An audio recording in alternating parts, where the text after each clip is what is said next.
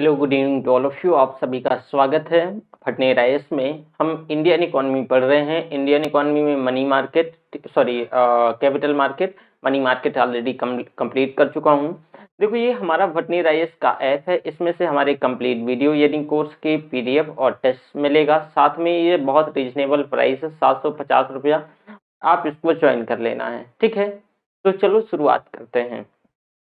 हम insurance sector पढ़ रहे थे, तो अभी हम थर्ड पार्टी जो इंश्योरेंस है ये भी नहीं देखा है, और कुछ और चीजें रह गई हैं। तो चलो हम इसे देख लेते हैं, है ना।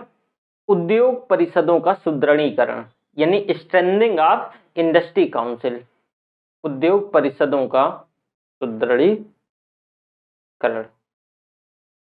देखो, जीवन बीमा परिषद और सामान्य बीमा परिषद को, जो दो परिषद थी, एक जीवन बीमा परिषद और सामान्य बीमा परिषद। दोनों बीमा मैंने आपको बताया है डिटेल से। सामान्य बीमा परिषद, देखो, जो जीवन बीमा परिषद और सामान्य बीमा परिषद को अब स्वाविनियमित निकाय बनाया गया है। ये स्वाविनियमित है, स्वाविनियमित निकाय, सेल्फ रेगुलेटेड, स्वाविनियमित निकाय बनाया गया है। अब ये जो परिषदें हैं अपने चुनाव, ये जो परिषदें हैं अपने चुनाव, बैठकें, सदस्यों की संख्या, सदस्यों की बैठक, लेवी, शुल्क, लेवी और जो शुल्क वसूलने का जो तरीका है, नियमावली, ये स्वयं बना सकती हैं। ये स्व सहायता समूहों और बीमा समितियों के जो प्रतिनिधियों को बीमा परिषदों में शामिल करके परिषदों के प्रतिनिधित्व का एक आधार विस्तृत किया गया है, ठीक है। तो आपने ये जो उद्योग परिषदों के सुदृढ़ीकरण के अंतर्गत देखा कि भाई इसमें से यही पूछा जा सकता है कि ये अब सेल्फ रेगुलेटेड है और ये लेवी, चुनाव अपने सदस्यों का, ये इन सारी चीजों को ये सेल्फ से क्या करती हैं, ये तैयार करती हैं, ठीक है। अब एक आगे आता है, यानी जो है ठोस अपीली प्रक्रिया। ठोस अपीली प्रक्रिया, भाई ये ठोस अपीली प्रक्रिया क्या है? देखो, संशोधित कानून के अंतर्गत कोई बीमा करता या फिर बीमा बिचौलिया अगर IRDA यानी इरडा के किसी आदेश से वो कुप्रभावित है, तो वह प्रतिभूति अपीली अधिकरण, जो सिक्योरिटी अपीलेट ट्रिब्यूनल, सेट बोलते हैं, यहाँ पे अपील कर सकता है। दोबारा सुनिएगा, जो ठोस अपीली प्रक्रिया है, अगर जो बीमा, जो इंश्योरेंस सेक्टर का बॉस कौन है भाई? इंश्योरेंस जो सेक्टर का बॉस है इरडा, IRDA, ठीक है, ये बॉस है। अगर मान लो कि इसके कोई नियम से या कोई इसके किसी वजह से जो बिचौलिया है या संशोधित कानूनों के अंतर्गत कोई जो बीमा करता है, अगर इससे इरडा के कोई भी आदेश से वो कुप्रभावित है या किसी भी प्रकार से, मतलब वो गलत तरीके से प्रभाव उस पर पड़ रहा है, नेगेटिव इंपैक्ट पड़ रहा है, तब वह अपनी जो अपील है इसके लिए सेट में जारी कर सकता है, सिक्योरिटीज अपीलेट ट्रिब्यूनल में, ठीक है। इसे भी आपने देख लिया। पूंजी बाजार सुधार, इसे थोड़ा सा छोटे छोटे सब हेडिंग है। देखो भाई, पूंजी बाजार सुधार यानी कैपिटल मार्केट रिफॉर्म्स। मार्च 2019 बीमा कंपनियों के द्वारा प्रारंभिक जो सार्वजनिक शेयर बिक्री यानी इनिशियल पब्लिक ऑफर IPO को बढ़ावा देने के लिए IRDA, जो इरडा है, IRDA जो कि इंश्योरेंस सेक्टर का बॉस है, तो यह IRDA के जो नए दिशा निर्देश जारी किए गए हैं, अब बीमा कंपनियों और बीमा कंपनियां क्या हैं, कंपनियों के जो है उसमें से निवेश को बढ़ावा देने के उद्देश्य से, साथ ही साथ बीमा कंपनियों बैंकों के टियर फर्स्ट यानी टियर 1 बॉन्डों में 10% तक निवेश कर सकेगी। और साथ में जो बेसल थर्ड मानदंड हैं, जो नॉर्म्स हैं, इसके बारे में मैं ऑलरेडी बता ही चुका हूं। तो इनके अनुसार जो IRDA कहता है कि भाई बेसल थर्ड के मानदंडों का अनुपालन करने की प्रक्रिया के अंतर्गत भारत के बैंकों द्वारा ऐसे बॉन्ड जारी किए जा सकते हैं। ठीक है, तो इससे संबंधित ये है। साथ में इस प्रकार जो संशोधन में मान लो बीमा कानूनों को वैश्विक स्तर पर विकसित हो रहे जो रिफॉर्म्स हैं, जो बीमा क्षेत्र में जो परिदृश्यों को ध्यान में रखा गया है और संसाधनों के जो रेगुलेटरी को इनोवेशन प्रतियोगिता के अंतर्गत पारदर्शिता बढ़ाने का एक जो है परिचालनात्मक फ्रेमवर्क भी क्रिएट किया जाएगा। तो ये है पूंजी बाजार सुधार। एक दूसरा सब हेडिंग है छोटा सा हमारा, राष्ट्रीय डिजिटल स्वास्थ्य mission, national digital health mission. अब भारत सरकार द्वारा अगस्त 2020 पे, पिछले साल की बात है, अगस्त 2020 यानी जो हम 74वां स्वतंत्रता दिवस मना रहे थे, उसके अवसर पर राष्ट्रीय डिजिटल स्वास्थ्य मिशन, लिख ही देता हूं यहाँ पे, राष्ट्रीय डिजिटल स्वास्थ्य मिशन, स्वास्थ्य मिशन की शुरुआत करी गई। हालांकि इसमें से मैं आपको थोड़ा सा जो हम करंट पढ़ते और जो करंट के साथ साथ स्कीम्स है उसमें बताता, लेकिन यहाँ सुन लो, अब मैं इसे पढ़ा ही रहा हूँ IRDA के अंतर्गत, sorry national digital health mission के अंतर्गत। तो इसमें से क्या कहा गया है कि भाई जो नेशनल डिजिटल हेल्थ मिशन है, इसके अंतर्गत इस जो योजना की शुरुआत है तो सबसे पहले कि अगस्त 2020 में करी गई, और इसके अंतर्गत जो इसके कुछ लक्ष्य निर्धारित किए गए हैं, जिसका लक्ष्य ये होगा कि देश के सभी नागरिकों तक जो हेल्थ सेवाओं की पहुंच यानी एक्सेस को स्थापित किया जाए, सभी नागरिकों तक जो हेल्थ का एक्सेस है वो स्थापित किया जाए। इस मिशन के अंतर्गत सभी नागरिकों के स्वास्थ्य संबंधी जानकारियों का एक डिजिटल रूप मैनेज किया जाएगा। और इसमें जो डिजिटल रूप से एक्चुअल में फायदा क्या होंगे, देखो यूपीएससी का जो आजकल पूछने का तरीका है तो बस यही फायदे पे, उसके बेनिफिट्स पे बात करते हैं। तो इससे बेनिफिट्स क्या होंगे कि भाई नागरिकों को एक बेहतर यानी यूनिक स्वास्थ्य मतलब एक अद्वितीय यानी जो स्वास्थ्य पहचान पत्र आईडी तैयार करी जाएगी, दी जाएगी, सभी को स्वास्थ्य कार्ड दिया जाएगा और नागरिक अपने स्वास्थ्य संबंधी आंकड़ों को किसी तीसरे पक्ष के साथ साझा कर पाएंगे।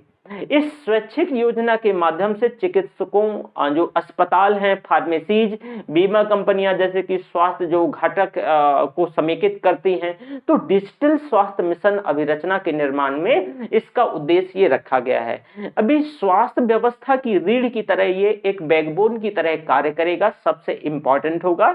इसके साथ नागरिकों के सभी रोगों, जांच, चिकित्सीय सलाह इसका विवरण होगा और सार्वभौमिक स्वास्थ्य जो राष्ट्रीय स्वास्थ्य नीति 2017 है, तो इसकी दिशा में कुछ जो है माध्यमों को उच्च योगदान दे सकेगा।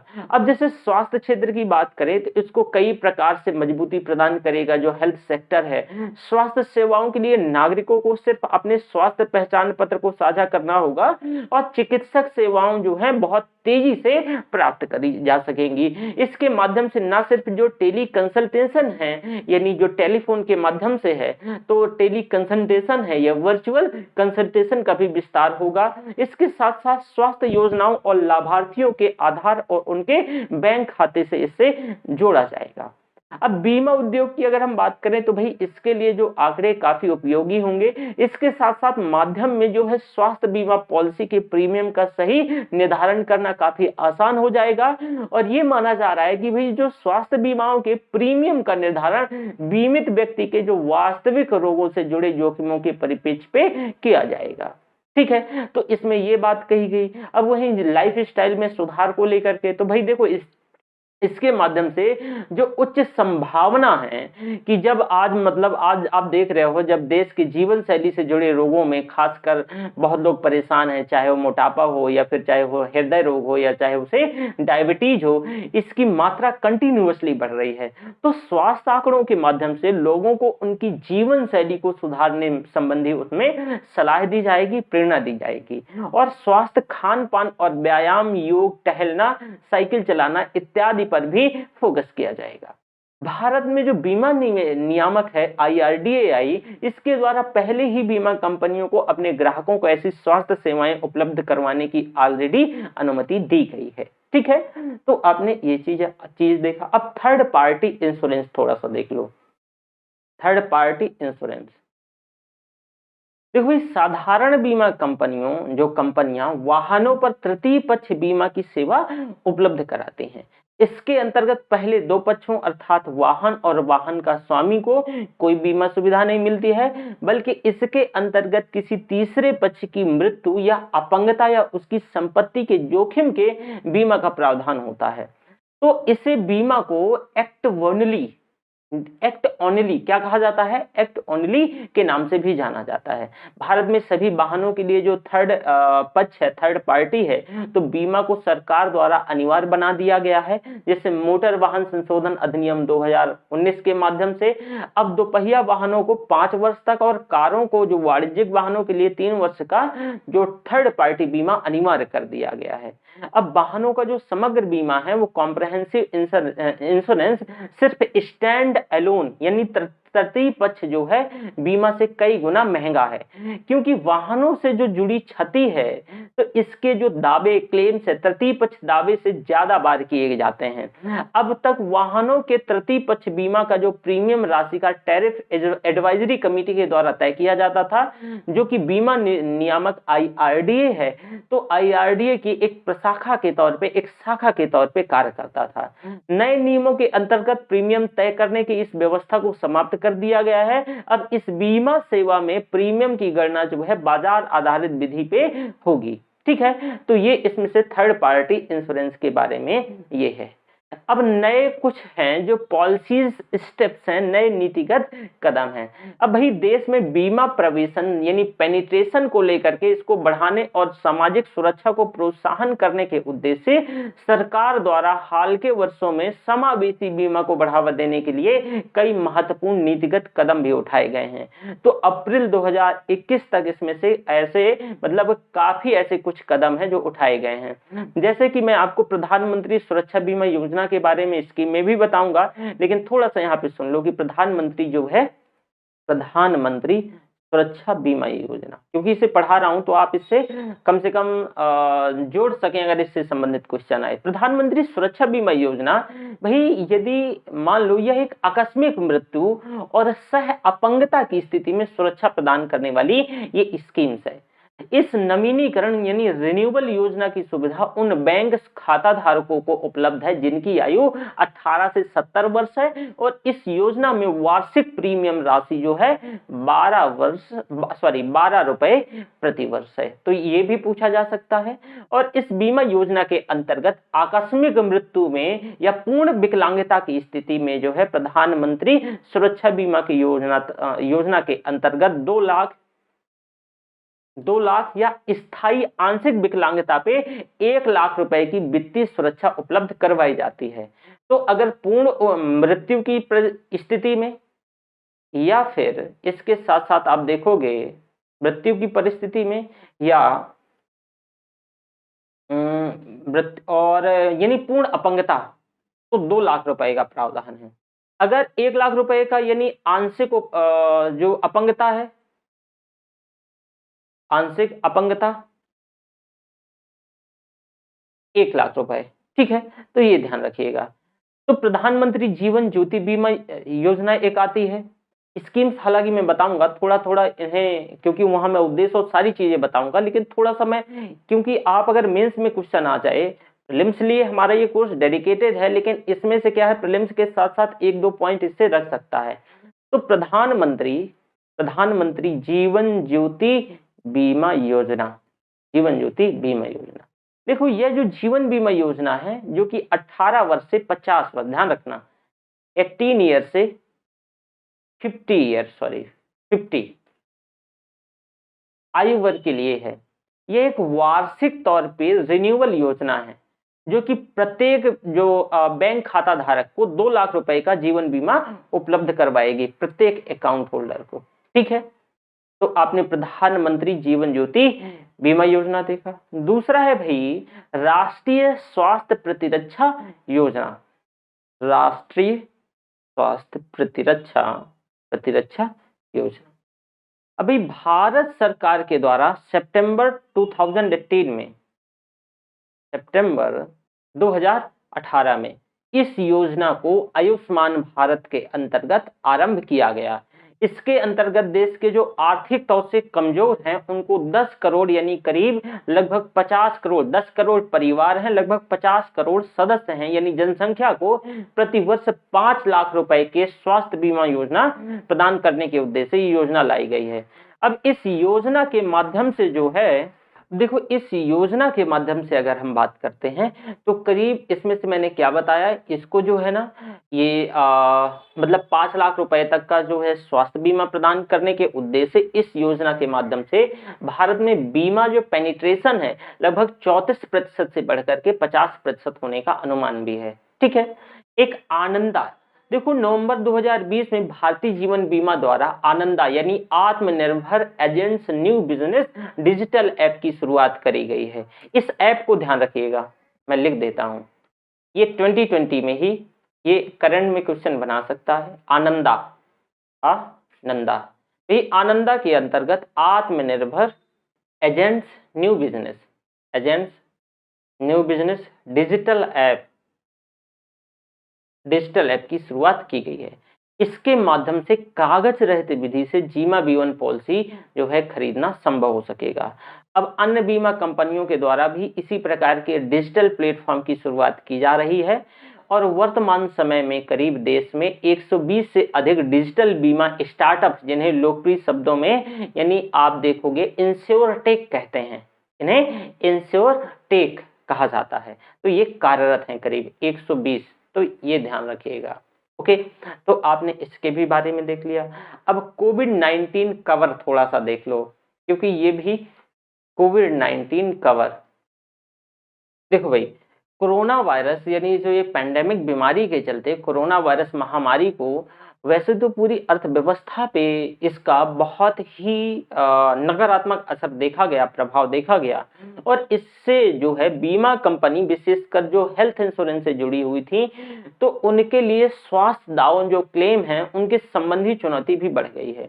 अब आपको ये बता दूं कि जो बीमा नियामक RDAI है, इसके द्वारा साधारणतया बीमा कंपनियों को विद्यमान जो धारकों के कोरोना वायरस के संक्रमणों को कवर करने की सलाह दी गई है। अब अथॉरिटी जो है प्राधिकरण के द्वारा साधारण बीमा परिषद यानी जनरल इंश्योरेंस काउंसिल को इस महामारी के इलाज से जुड़े उचित मानक लागत संरचना तैयार करने को भी कहा गया है, जिसके परिप्रेक्ष्य में इसके द्वारा जून 2020 में एक मानक कोविड-19 बीमा उत्पाद की घोषणा की गई है। तो इस विशेष जो है स्वास्थ्य बीमा उत्पाद की कुछ मतलब जो रिकमेंडेशंस हैं, विशेषताएं हैं, रिकमेंडेशंस नहीं कहेंगे, कुछ विशेषताएं हैं। विशेषताएं क्या हैं? विशेषताएं ये हैं कि भाई जो जीमा बीमा पॉलिसी की अवधि 1 वर्ष की होगी और इसे परिवार फ्लोटर के आधार पे 18 से 65 वर्ष के आयु के लोगों को उपलब्ध करवाई जा सकेगी।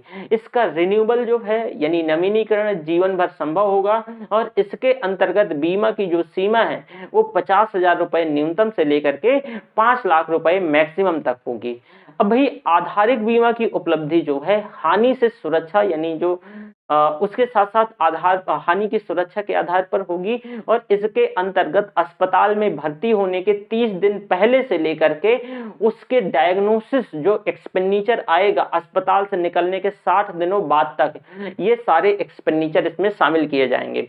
5 लाख रुपए की मैक्सिमम राशि को बीमा पर विभिन्न दावों के आधार पर तय किया गया है, जैसे कि इंटेंसिव केयर हो गया, ICU, ठीक है, तो इंटेंसिव केयर यूनिट हो गया, इसके लिए जो सीमित राशि का है वो 5% तक, ऊपरी सीमा इसमें से 10,000 रुपए प्रतिदिन है। कमरा शुल्क जो सीमित राशि है करीब 2.5% यानी ऊपरी सीमा इसमें से 5,000 रुपया है। एम्बुलेंस शुल्क जो है प्रत्येक बार मैक्सिमम 2,000 रुपया है। अतिरिक्त जो सेवा है एडॉन सर्विसेज, तो अतिरिक्त सेवा के मामले में संक्रमण के संदेह में जो है संग रोग यानी इसकी स्थिति में प्रतिदिन सीमित राशि के 1% यानी करीब 3,000 रुपए, और इसके और सारी इसमें से बातें कही गई हैं।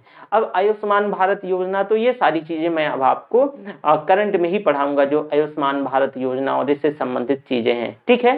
तो ये आपने देखा कि कोविड कवर की क्या बात करी गई है और इसमें से कौन जो है वर्क कर रहा है।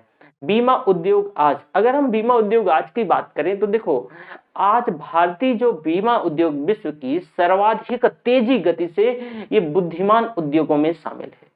अब क्या होता है कि वर्ष 2025 तक इसके जो बढ़कर करीब 300 अरब अमेरिकी डॉलर का हो जाने का अनुमान लगाया गया है। वर्ष 2025 तक जीवन बीमा और साधारण बीमा घटकों की जो वार्षिक वृद्धि दरों में करीब 15% से 18% रहने का अनुमान है। इसमें से डिजिटल बीमा प्लेटफॉर्म आधारित बीमा कंपनियां, जिनकी संख्या अभी भी 120 से भी अधिक है।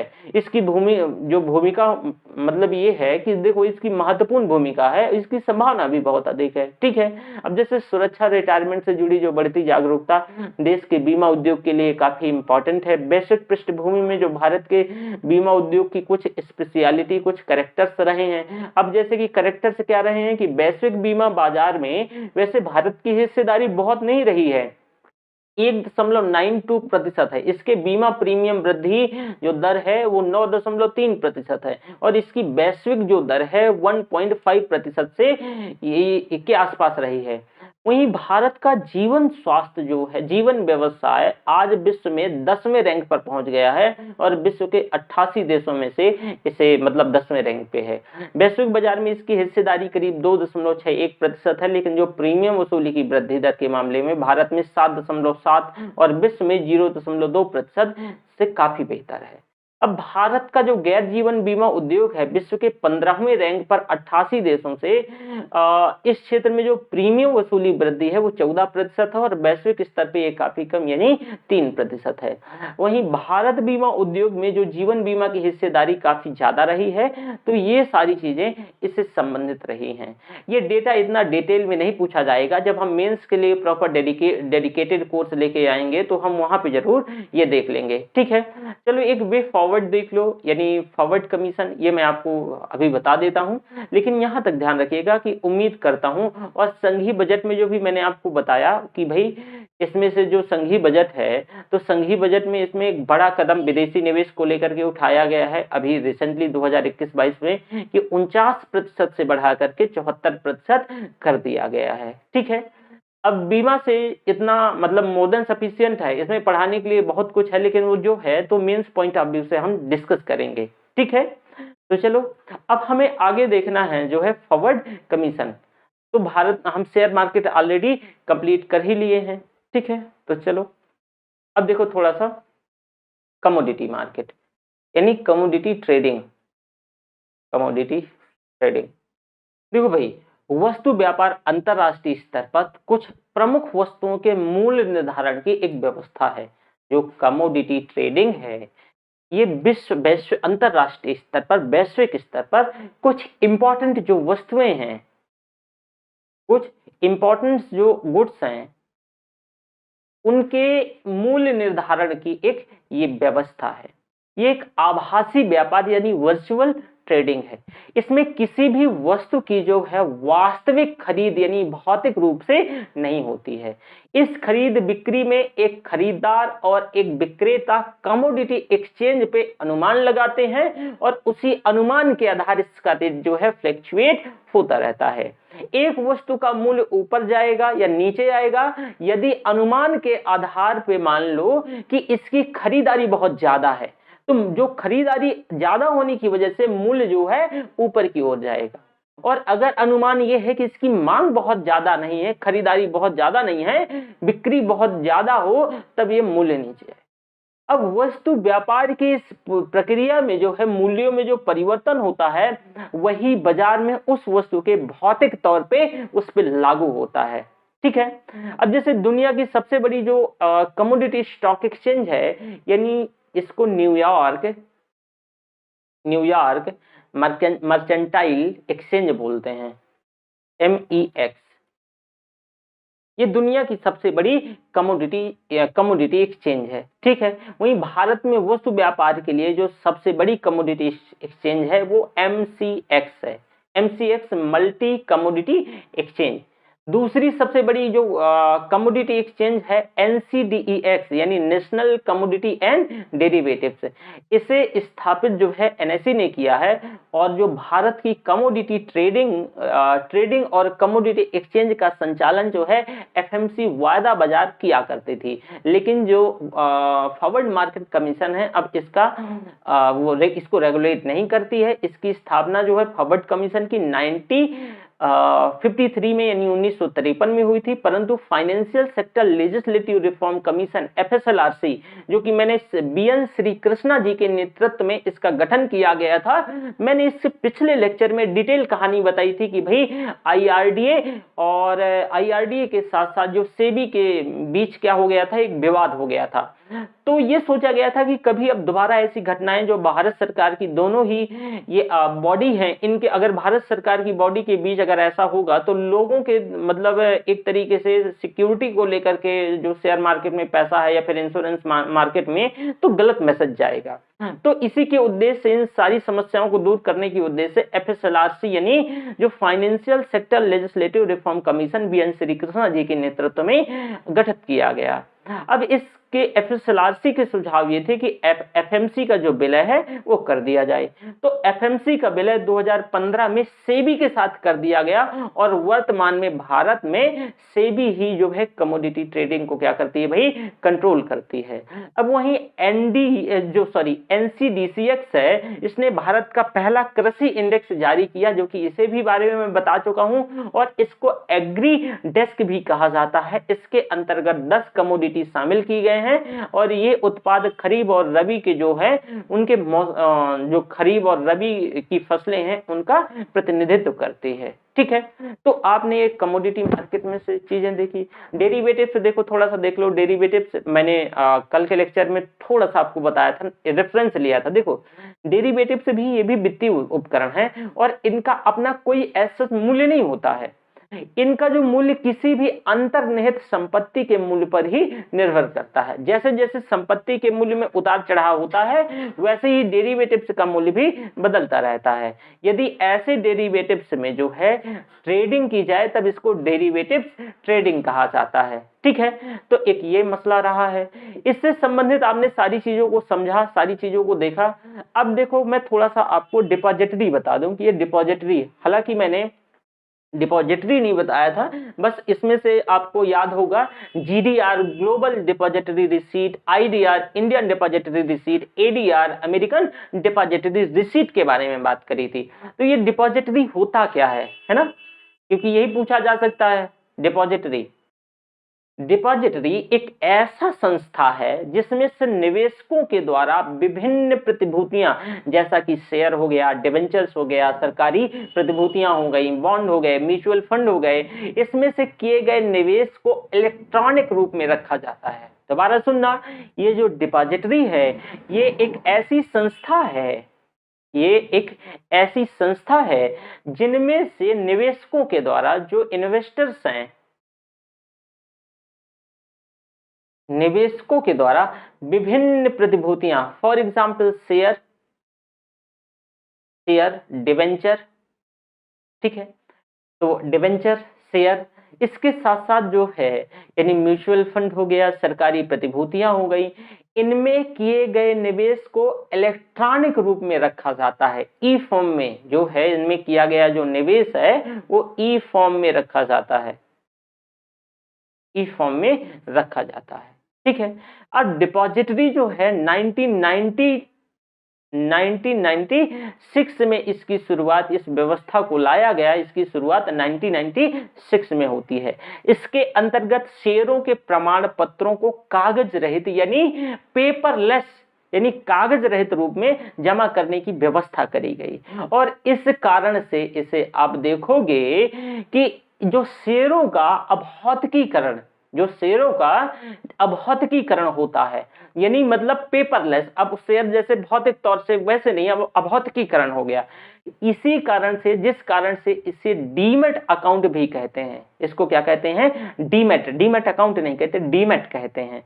डिपॉजिटरी के माध्यम से जो प्रतिभूतियों के लेन देन से संबंधित सर्विसेज हैं तो वो प्रदान करी जाती हैं। और भारत में डिपॉजिटरी अधिनियम 1996 के अंतर्गत पब्लिक सेक्टर की 2 कंपनियां डिपॉजिटरी रूप में शेयरों को डीमैट अकाउंट के तौर पे अपने पास इलेक्ट्रॉनिक रूप से जमा रखती हैं। कौन कौन सी हैं ये ध्यान रखिएगा, ये क्वेश्चन पूछा जा सकता है।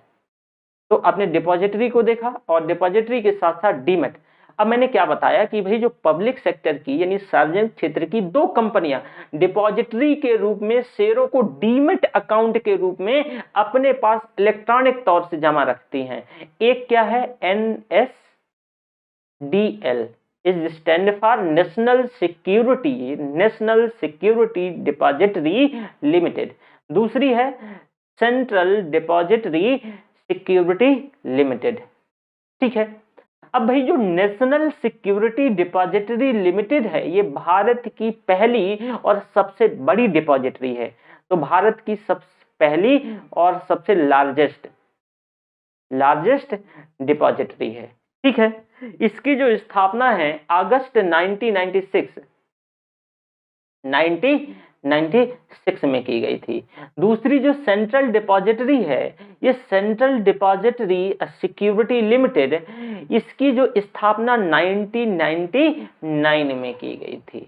अब डिपॉजिटरी के एक्चुअल में लाभ क्या है ये भी स्टेटमेंट प्रीलिम्स में बनाया जा सकता है। तो प्रतिभूतियों को इलेक्ट्रॉनिक रूप से, ध्यान से सुनना, जो सिक्योरिटीज है उनको इलेक्ट्रॉनिक तौर से रखने का एक बेहतर और सुरक्षित तरीका है। प्रतिभूतियों का इलेक्ट्रॉनिक फॉर्म में रखने की वजह से इनका इंस्टेंट ट्रांसफर हो जाता है, तत्काल हस्तांतरण हो जाता है। प्रतिभूतियों के हस्तांतरण पर कोई स्टाम्प शुल्क नहीं है, जो प्रतिभूतियों का हस्तांतरण पर कोई स्टैंप शुल्क नहीं है। भौतिक प्रमाण पत्रों में जो जुड़े हुए उसके रिस्क हैं, जोखिमों का उन्मूलन, जैसे कि देरी से डिलीवरी, चोरी, नकली दस्तावेज, इससे भी क्या है, छुटकारा पाया जा सकेगा। प्रतिभूतियों के क्रय विक्रय की जो लागत में कमी आएगी और एक ही डीमैट अकाउंट में इक्विटी और ऋण पत्रों को रखा जाना बेहतर, मतलब रखा जा सकेगा। वहीं नामांकन की सुविधा भी आसान रहेगी। तो ये है आपका डिपॉजिटरी। ओके, अब थोड़ा सा डीमैट अकाउंट देख लो। डीमैट अकाउंट देखो भाई, शेयर बाजार में शेयरों के क्रय विक्रय अर्थात कारोबार करने के लिए डीमैट अकाउंट खुलवाना पड़ता है। अगर आप शेयर बाजार में खरीद बिक्री करना चाहते हैं, शेयरों की खरीद बिक्री करना चाहते हैं, कारोबार करना चाहते हैं, तो आपको डीमैट अकाउंट की जरूरत पड़ती है। डीमैट अकाउंट सामान्यतः मान्यता प्राप्त ब्रोकरेज फर्म या बैंक से खुलवाया जा सकता है, जिसको मान्यता प्राप्त है। तो ब्रोकरेज से या फर्म से जो मान्यता प्राप्त, ध्यान रखिएगा, किसी से भी नहीं। ठीक है, डीमैट अकाउंट के खुलने पर सदस्यों को एक अकाउंट नंबर और एक कोड दिया जाता है। इसी नंबर के आधार पे शेयरों का खरीद विक्रय किया जाता है। अब डीमैट अकाउंट जो है, खाता धारक को डीमैट अकाउंट के लिए एक सालाना फीस भी देनी पड़ती है, एक सालाना उससे पैसा कट जाता है। ठीक है, तो डीमैट अकाउंट भी आपने देख लिया कि एक्चुअल में क्या इसका काम क्या है। ठीक है, over the counter exchange of India, इसके बारे में मैंने आपको डिटेल से डिस्कस किया था। एक देख लो, दूसरा है बैंकेस रखे है। ये छोटा सा सब हेडिंग क्या है, देखो, इक्विटी बाजार में बैंकिंग स्टॉक के प्रमुख खंड के तौर पे उभरने के कारण जो बॉम्बे स्टॉक एक्सचेंज है, इसके द्वारा बैंक स्टॉक के लिए एक विशेषीकृत सूचकांक तैयार करने की जरूरत पड़ी और 12 बैंकों के शेयरों की कीमत के आधार पे 1 जनवरी 2002 इसमें शुरू किया गया। इसी आधार तिथि यानी 1 जनवरी 2002 पे एक आधार मूल्य इस पे से 1000 पॉइंट रखा गया। ठीक है, ध्यान रखिएगा। तो ये आपका बैंकेस है। स्पॉट एक्सचेंज, स्टॉक नहीं बोला, स्पॉट लिख देता हूं इसी वजह से, स्पॉट एक्सचेंज। भारत में स्पॉट एक्सचेंज का तात्पर्य है कि ऐसे इलेक्ट्रॉनिक ट्रेडिंग प्लेटफॉर्म, मतलब जो कृषिगत उत्पादों, धातुओं, सोना चांदी, इन सभी विशिष्ट उत्पादों और बुलियन के क्रय विक्रय को इन वस्तुओं में स्पॉट सुपुर्दगी यानी संविदा उपलब्ध करवा करके, कॉन्ट्रैक्ट उपलब्ध करवा करके इजी बनाता है। अब यह बाजार भी स्टॉक एक्सचेंज में प्रतिभूतियों के क्रय बिक्री की तरह ही कार्य करेगा, जैसे कि स्टॉक एक्सचेंज में लिस्ट कंपनियां होती हैं और शेयरों की खरीद बिक्री होती है। तो स्पॉट एक्सचेंज जो है सेम एज वैसे ही कार्य करेगा। अब देखो, स्पॉट एक्सचेंज को वस्तुओं के विक्रेताओं के द्वारा गारंटी सहित प्रत्यक्ष विपणन माना जा सकता है। स्पॉट एक्सचेंज वस्तुओं के व्यापार के लिए स्टॉक एक्सचेंज जैसे कि एक ढांचे का उपलब्ध आधुनिक प्रौद्योगिकी पर निर्भर होगा, और यह कमोडिटी स्टॉक एक्सचेंज पे वायदा बाजार समझौतों से अलग होता है।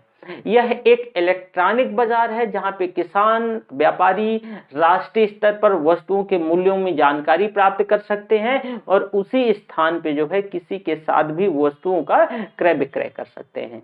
स्पॉट एक्सचेंज की कई ऐसी संविधाएं जो है ये इसके कॉन्ट्रैक्ट पर जो है आधारित होंगी, तो ये स्पॉट एक्सचेंज। अब जैसे कि 4 स्पॉट एक्सचेंज कार्य कर रहे हैं, उनमें से जैसे कि मैं सभी को नाम बता देता हूं, ये भी इंपॉर्टेंट है, पूछा जा सकता है। एक national spot exchange limited NSEL, दूसरा है NCDEX spot exchange limited. Spot exchange ध्यान रखते हैं, स्पॉट एक्सचेंज लिमिटेड, ठीक है। जो तीसरा है Reliance spot exchange infra limited. Reliance spot exchange infra limited.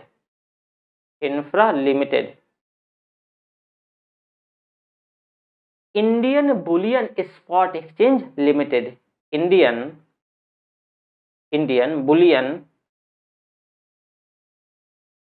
Boolean spot exchange limited.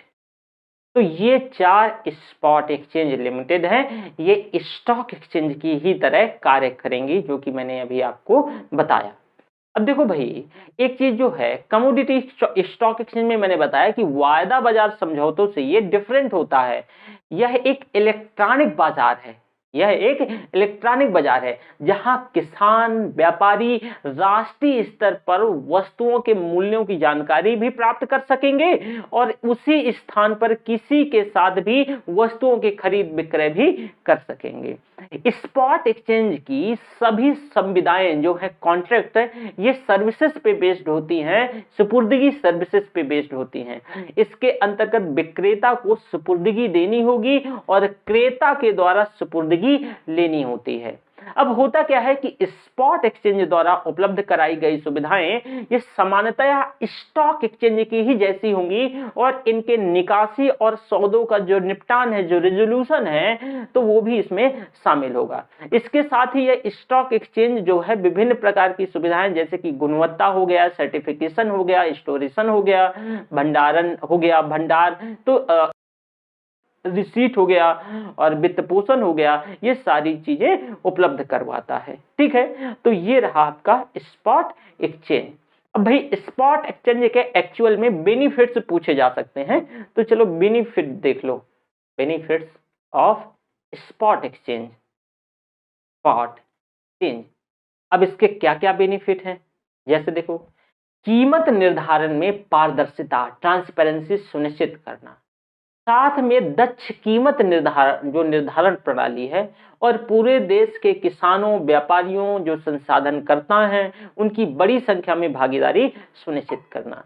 यह उत्पाद के जो गुणवत्ता है, जो प्रोडक्ट का क्वालिटी है, उसका सर्टिफिकेशन, उसका मार्केटिंग, इसमें भी हेल्प मिलती है और भंडार गृह में रखी गई वस्तुओं को आसानी से वित्त की उपलब्धता, साथ में क्रेता और विक्रेता दोनों के लिए एक बेहतर मार्केट, बेहतर व्यापार और स्वच्छ वातावरण का निर्माण करना, यानी व्यापार के अकॉर्डिंगली स्वच्छ वातावरण, ठीक है। तो इसको आपने ये बेनिफिट ऑफ स्पॉट एक्सचेंज भी देख लिया। फ्यूचर अनुबंध जो है, फ्यूचर कॉन्ट्रैक्ट, देखो फ्यूचर अनुबंध, ये एक सब हेडिंग हुआ, दूसरा सब हेडिंग देख लो यहाँ पे, फ्यूचर कॉन्ट्रैक्ट, फ्यूचर अनुबंध भी कहते हैं, फ्यूचर कॉन्ट्रैक्ट। देखो भाई, फ्यूचर अनुबंध भी दो पक्षों के बीच होने वाला एक ऐसा अनुबंध है जिसमें भविष्य की किसी निश्चित तारीख को पूर्व निर्धारित करके किसी वित्तीय परिसंपत्ति, मुद्रा, कमोडिटी को क्रय विक्रय करने से संबंधित अनुबंध किया जाता है।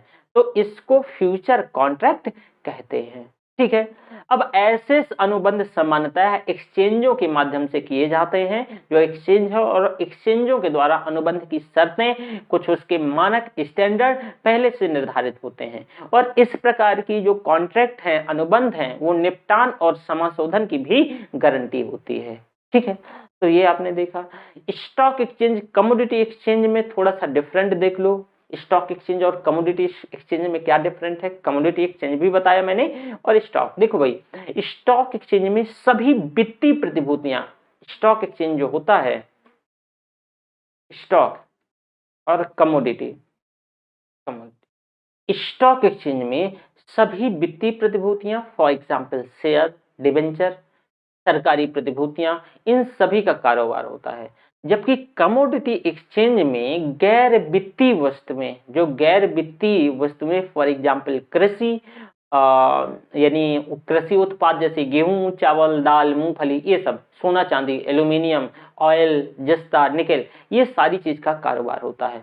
तो स्टॉक एक्सचेंज में भाई वित्तीय प्रतिभूतियां, वित्तीय प्रतिभूतियों में आपने देखा ही, जैसे शेयर, डिबेंचर, बॉन्ड,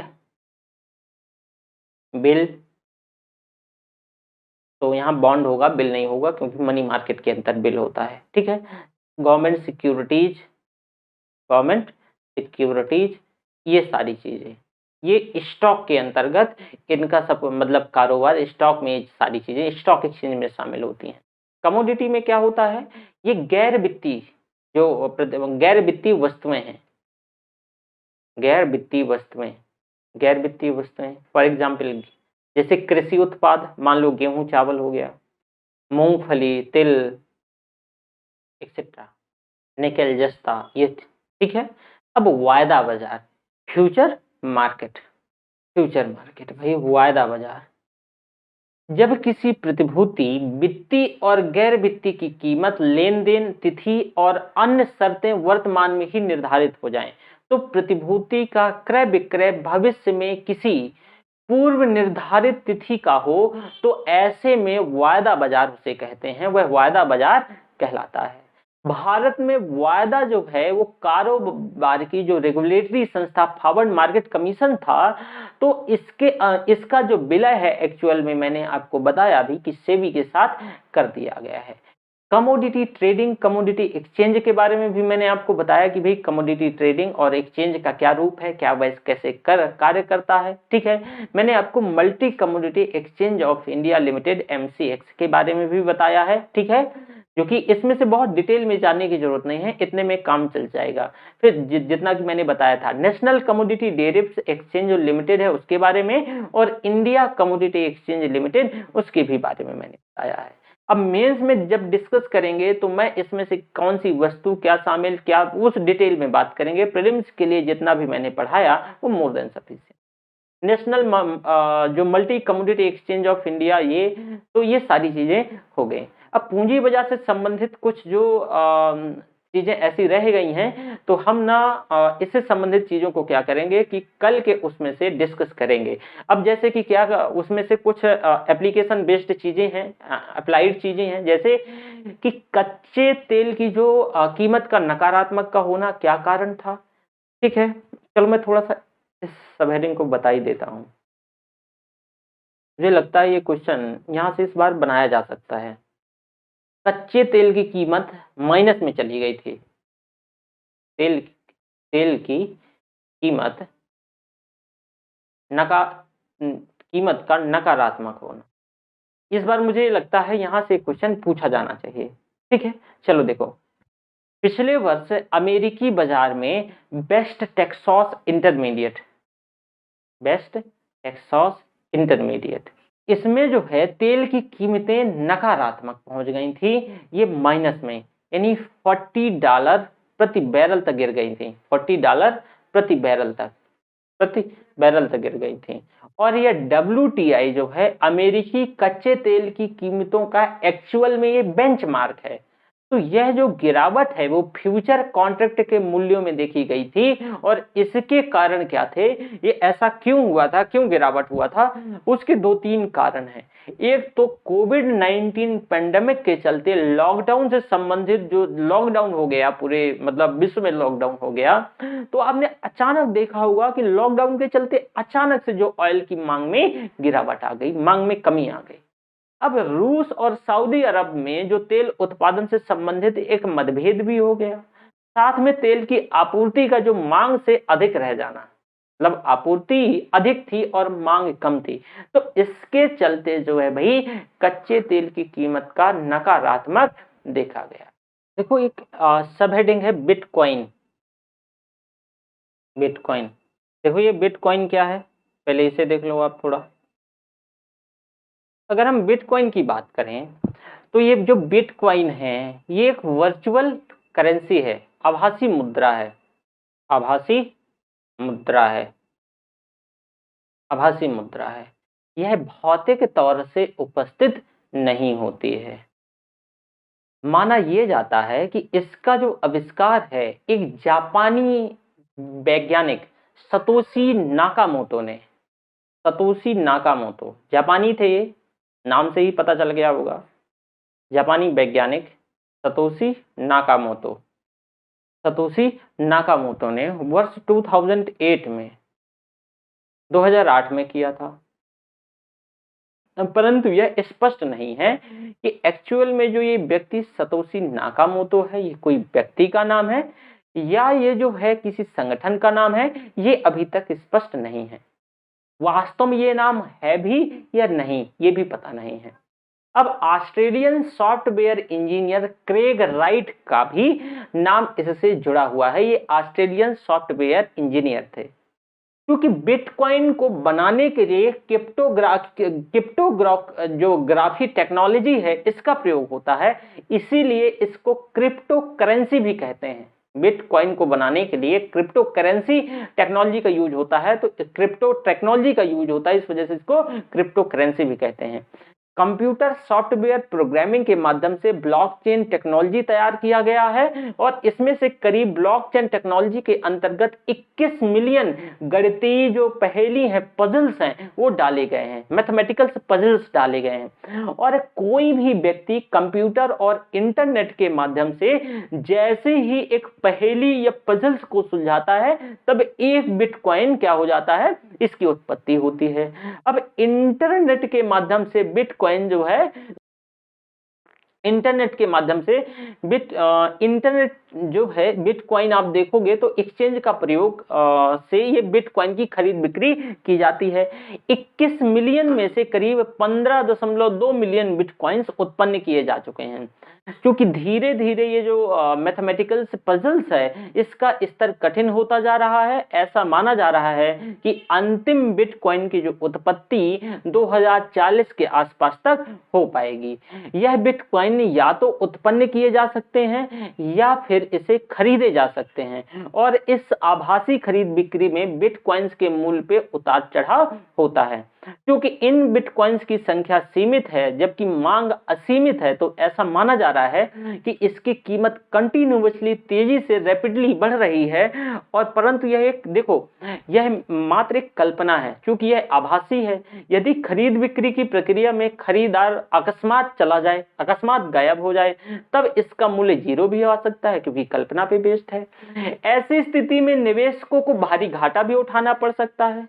अब यदि खरीद बिक्री की प्रक्रिया में जो खरीदारी बढ़ती जाए तब इसका मूल्य किसी भी हद तक चला जाएगा। परंतु यह मांग भी आभासी होगी और बिटकॉइन को भी किसी भी देश की सरकार या फिर वहां की केंद्रीय बैंक कोई संरक्षण नहीं देती है।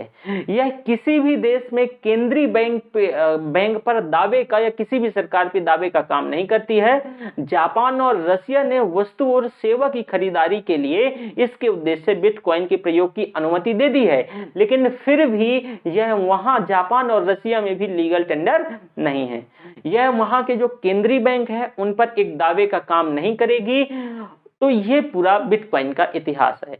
एक इंपॉर्टेंट बात यह है कि लिब्रा, जो लिब्रा है, लिब्रा द्वारा, ये फेसबुक द्वारा समर्थित एक वैश्विक क्रिप्टो करेंसी है लिब्रा, और ये 2020 में लिब्रा का नाम बदल करके, जो लिब्रा थी पिछले साल, इसका नाम बदल करके डीएम किया गया है, DIEM, डीएम कर दिया गया है।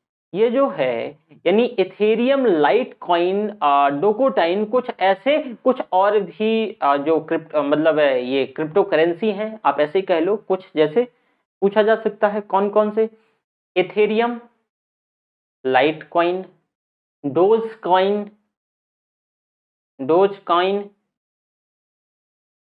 Ethereum, light coin, dose coin, ये सभी क्रिप्टो करेंसी। अब देखो, भारतीय केंद्र सरकार ने स्पष्ट किया है कि क्रिप्टो करेंसी पर विधेयक लाने जा रही है।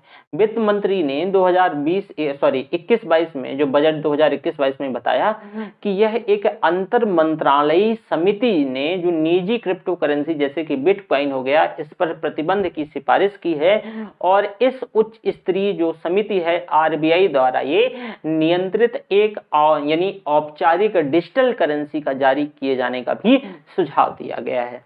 तो ये एक्चुअल में आपको बिटकॉइन के बारे में है, और जो लिब्रा जिसका नाम बदल गया है, ये सभी क्रिप्टो करेंसी हैं। ये फेसबुक के द्वारा समर्थित क्रिप्टो करेंसी थी, इसका नाम बदल के डीएम किया गया है।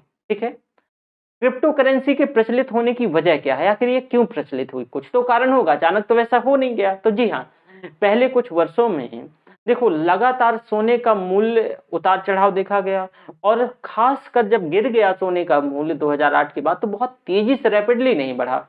तो सोने के मूल्य का ना बढ़ना क्रिप्टो करेंसी को निवेश की एक मतलब एक विकल्प के तौर पे से देखा जाने लगा। विश्व के शेयर बाजारों को ऐतिहासिक तौर से उच्चतम स्तर पर होना, जो शेयर मार्केट है, शेयर बाजार को भी शेयर बाजार को भी ये जोखिमपूर्ण बनाता है, मतलब जो शेयर मार्केट है, और ये उसका एक विकल्प के तौर पे उभरा। विकासशील अर्थव्यवस्थाओं में भी इंटरनेट के प्रयोग का बढ़ना, अमेरिकी मंदी के खत्म होने के बाद विश्व की सभी जो प्रमुख अर्थव्यवस्थाओं में तरलता का ज्यादा होना, पूरी व्यवस्था में किसी केंद्रीकृत जो है विनियामक का ना होना, एक ये भी इशू है कि कोई ऐसी सेंट्रलाइज रेगुलेटरी बॉडी नहीं है। इसका नाम पारदर्शी होना, जो कि गोपनीयता को बढ़ाता है, ये बहुत प्राइवेसी को सुदृढ़ करता है, जिससे जो उत्पन्न लाभ पर किसी प्रकार का कोई किसी भी देशों को कर न लागू किया जाना, और निजता की सुरक्षा, इस लेन देन की उपस्थिति जो है उसके पक्षकारों की पहचान संबंधित सूचनाओं को गुप्त रखना।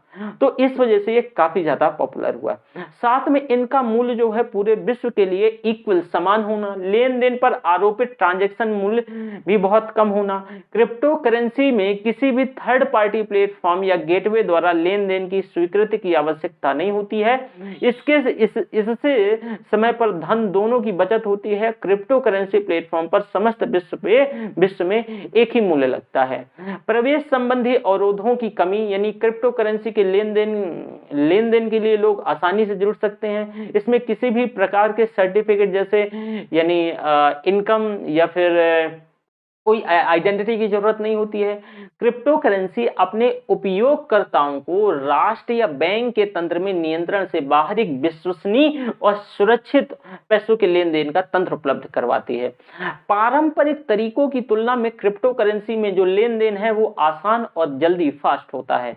यह पूरी संपूर्ण तंत्र, इसके जो तरीके, सॉफ्टवेयर आम लोगों की समीक्षा के लिए खुले हुए हैं, और इनमें आगे भी विकास, संशोधन, जांच और सुधार किया जा सकेगा।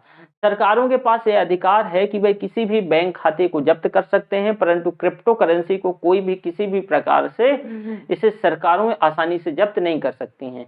यही कारण है कि ऐसे देश में जहां की सरकार अधिक दमनकारी है, वहां भी क्रिप्टो करेंसी एक सुरक्षा प्रदान करती है।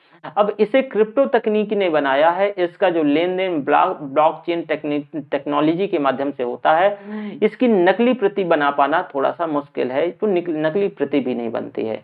तो ये तो इसके क्या हो गए, जो क्रिप्टो करेंसी के पॉपुलर, क्यों क्रिप्टो करेंसी पॉपुलर हुई, प्रचलित होने के कारण हो गए। साथ में आप देखोगे इसके क्रिप्टो करेंसी में इससे संबंधित कुछ हर्डल्स हैं, कुछ चुनौतियां हैं, कुछ चैलेंजेस हैं, कुछ चिंताएं हैं। क्या चिंताएं हैं? ये सभी जो व्यापक लाभ और साथ में संभावनाओं के बावजूद क्रिप्टो करेंसी में अनेक चुनौतियां हैं, चैलेंजेस हैं। जैसे कि क्रिप्टो करेंसी मांग और आपूर्ति पर आधारित है। जो क्रिप्टो करेंसी है ये मांग और आपूर्ति पर बेस्ड है। इसके मूल्य में बहुत अधिक उतार चढ़ाव देखा जाता है। इस उतार चढ़ाव के कारण क्रिप्टो करेंसी धारक की संपत्ति में भी उतार चढ़ाव दिखता है। क्रिप्टो करेंसी को कई सारे राष्ट्रों में इनके ग्रे और ब्लैक मार्केट में प्रयोग करने के कारण त्यागा जा रहा है। साथ में इसके जरिए जो अवैध व्यापार, आपराधिक गतिविधियां, आतंकवाद का वित्तीयन किया जा सकता है। इसके जरिए जो कर चोरी की संभावना भी बढ़ जाती है और क्रिप्टो करेंसी की उत्पत्ति के लिए ऊर्जा की अत्यधिक आवश्यकता होती है। एक रिपोर्ट के अनुसार नवंबर 2017 में क्रिप्टो करेंसी की जो माइनिंग के लिए पूरे बिटकॉइन नेटवर्क द्वारा प्रयुक्त ऊर्जा संपूर्ण आयरलैंड के द्वारा प्रयोग की गई ऊर्जा से अधिक थी और इसका ऊर्जा उत्पादन जो है ये उपभोग मूल्य और ग्लोबल वार्मिंग पर भी प्रभाव डालेगा। तो इसके ये जो क्रिप्टो करेंसी है वो उसकी चिंताएं हैं, चैलेंजेस हैं। ठीक है, इसके साथ साथ अगला हमारा सब हेडिंग है P2P लैंडिंग। P2P लैंडिंग यानी पीयर टू पीयर लैंडिंग। भाई देखो, यह किसी भी वित्तीय संस्था की मध्यस्थता के बिना ऋण लेन देन की प्रक्रिया है। कोई भी बिना वित्तीय संस्था के मध्यस्थता के बिना लेन देन की प्रक्रिया है। यह क्राउड फंडिंग का एक प्रोसेस है जो कि ऑनलाइन प्लेटफॉर्म से संचालित होता है और इस ऑनलाइन प्लेटफॉर्म के जरिए ऋणदाता उधारकर्ता को जोड़ा जाता है। जो ऋणदाता है और जो उधारकर्ता है, ठीक है, तो ताकि असुरक्षित ऋण भी यहाँ दिया जा सके। उधारकर्ता एक व्यक्ति या बिजनेस भी हो सकता है और यह पूरे प्रक्रम में प्लेटफॉर्म को एक शुल्क दोनों पक्षों को अदा करना होता है। आरबीआई ने P2P लैंडिंग के लिए एक सर्टिफिकेट प्रपत्र जारी किया और इसके तहत कहा गया कि ऐसे प्लेटफॉर्म को यानी नॉन बैंकिंग जो फाइनेंस कंपनी NBFCs के तौर पर संदर्भित परिभाषित किया गया और साथ में आरबीआई के द्वारा ये लाया गया। अब देखो, आरबीआई के कुछ इसके संदर्भ में कुछ गाइडलाइन है P2P लैंडिंग के। क्या क्या गाइडलाइन है? गाइडलाइन फर्स्ट ये है कि भाई अगर एक कर्जदाता सभी P2P प्लेटफॉर्म पर मैक्सिमम 50 लाख रुपए तक का ही कर्ज ले सकता है, मैक्स 50 लाख तक का, ये ध्यान रखिएगा।